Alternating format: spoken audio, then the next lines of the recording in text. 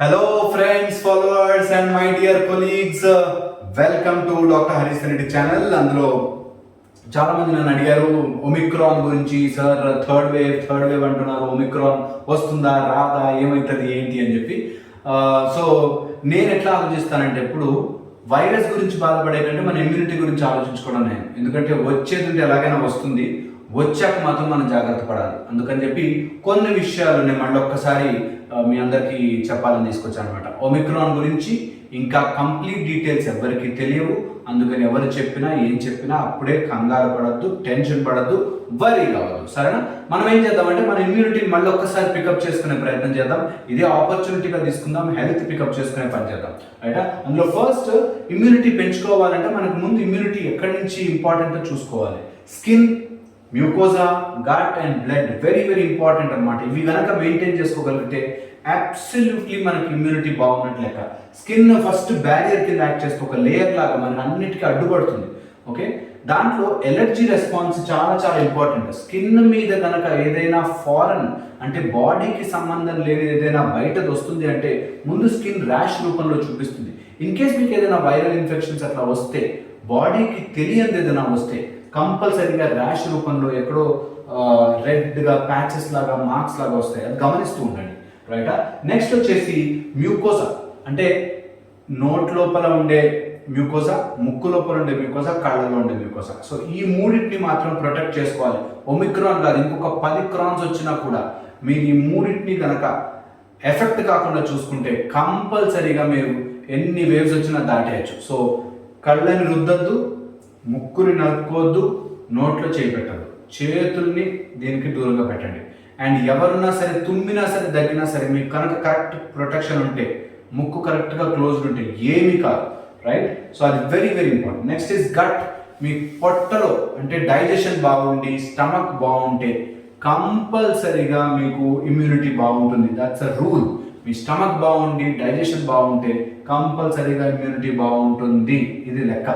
Next వచ్చేసి predisposing factors అంటారు. రక్తం, బ్లడ్. నార్మల్గా ఏమవుతుందంటే బ్లడ్ లోపల ఇన్ఫెక్షన్ వచ్చిందంటే మాత్రం ఇట్ కెన్ గో ఎనీవేర్, బాడీలో ఎక్కడికైనా వెళ్ళచ్చు. అందుకని ఇమ్యూనిటీ బాగుండాలి అంటే రక్తాన్ని జాగ్రత్తగా కాపాడుకోవాలి, రక్తానికి ఏది వెళ్లకుండా చూసుకోవాలి. అందులో ముఖ్యంగా రక్తంలో లింఫోసైట్స్, WBC బేసిక్గా ఇంపార్టెంట్. అందులో లింఫోసైట్స్ మరీ మరీ ఇంపార్టెంట్. వాటిని జాగ్రత్తగా కాపాడుకోవాలి, వాటిని కరెక్ట్గా మానిటర్ చేసుకుంటూ ఉండాలి. నెక్స్ట్ అందుకే ఎప్పుడు వచ్చినా సరే ఇన్వెస్టిగేషన్స్ చేస్తారు. డాక్టర్ రాగానే ఫస్ట్ బ్లడ్ టెస్ట్ చేస్తాడు. ఎందుకు తెలుసా? బ్లడ్లోనే కనిపిస్తుంది. బ్లడ్లో వచ్చిందా బయటకు వచ్చేసినట్టే, ఇంకెక్కడికైనా వెళ్ళే ఛాన్స్ ఉంటుంది అన్నమాట. సో బ్లడ్ని కాపాడుకుంటూ ఉండాలి. సో కొన్ని విషయాలు అంటే వైరస్ రావడానికి కొంతమందిని ఎఫెక్ట్ చేస్తుంది ఎందుకు అన్న వాళ్ళకి కొన్ని ఉన్నాయన్నమాట రీజన్స్. First stress. మీరు స్ట్రెస్ పడుతున్నారా బాగా, దెన్ మీకు వచ్చే ఛాన్స్ ఎక్కువగా ఉంటుంది. స్ట్రెస్ పడద్దు, వర్రీ కావద్దు. అంటే ఇట్లాగే సెమినార్లో ఎవరు అడిగారు, స్ట్రెస్ లేకుండా ఎవరికి ఉంటుంది సార్ ఈ రోజుల్లో, అందరూ స్ట్రెస్సే ఉంటారు కదా సార్, మన పని అట్లాంటి స్ట్రెస్ఫుల్ పని అని చెప్పి. కింద పని చేసుకునే వాళ్ళ దగ్గర నుంచి పెద్ద పనులు చేసేవాడు దాకా, చిన్న స్మాల్ ఒక చిన్న రూపాయికి అడుక్కునే వాళ్ళ దగ్గర నుంచి PM CM దాకా, విత్ ఆల్ డ్యూ రెస్పెక్ట్, అందరికీ కూడా 24 గంటలు ఉంటాయి. అందరూ అంతే పనులు చేసుకోవాలి. అందరికీ ఎవరి రేంజ్లో వాళ్ళకి స్ట్రెస్ ఉంటుంది. సో స్ట్రెస్ ఉండకూడదు అని కాదు, స్ట్రెస్ని తీసుకోవద్దు అంటున్నా. మీకు స్ట్రెస్ ఉండొచ్చు, స్ట్రెస్ని బ్రెయిన్కి ఎక్కించుకోవద్దు. ఉంటుంది బయట పనిలో ప్రెషర్ ఉంటుంది, పని చేసుకోవాల్సి వస్తుంది. ఎంత స్ట్రెస్ ఉంటే అంత మీరు ఫేస్ చేయడానికి నేర్చుకోండి, ధైర్యంగా ముందుకు వెళ్ళడం నేర్చుకోండి. కానీ భయపడిపోయి దాని గురించి ఆలోచించి వరీ కావద్దు. Very very important.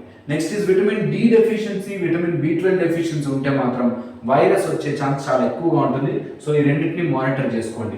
Next is mall nutrition. ఓవరాల్గా వీక్గా ఉంది, ఫుడ్ సరిగ్గా తినట్లేదు, ప్రోటీన్ డెఫిషియన్సీ ఉంది, విటమిన్ డెఫిషియన్సీ ఉంది, కంపల్సరీగా మీకు వైరస్ వచ్చే ఛాన్స్ ఉంటుంది. So monitor that. మనం మంచి న్యూట్రిషియస్ ఫుడ్ తీసుకోవాలి అన్నది పెట్టుకోండి. ఇది ఒక లెక్క అయితే, ఇది మీకు ఎక్కడ గూగుల్లో అయినా ఎక్కడైనా దొరికిపోతుంది.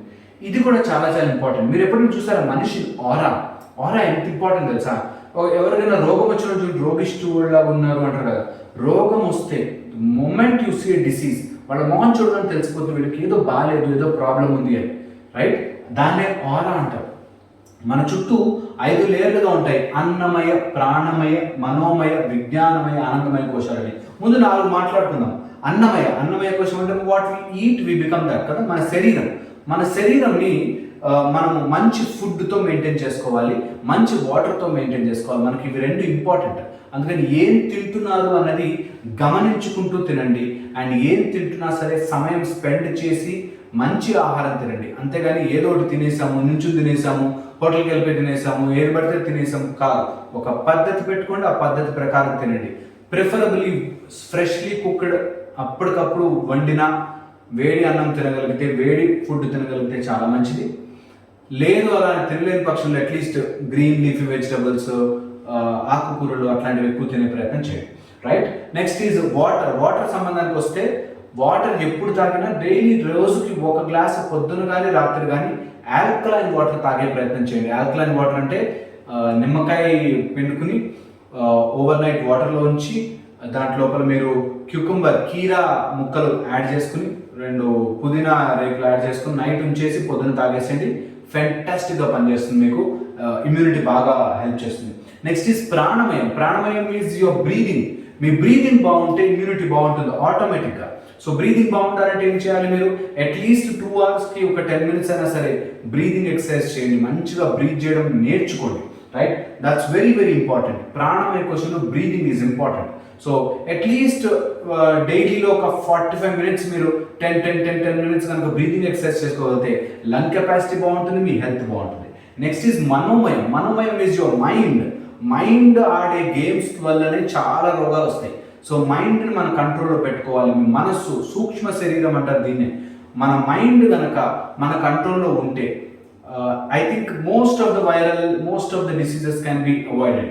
సో మనోమయం అంటే పిచ్చి పిచ్చి ఆలోచనలు, పిచ్చి పిచ్చి వరీస్, ఏవేవో భయాలు, ఏవేవో జరిగిపోతాయని, జరిగేది ఉంటే జరక్క మానదు.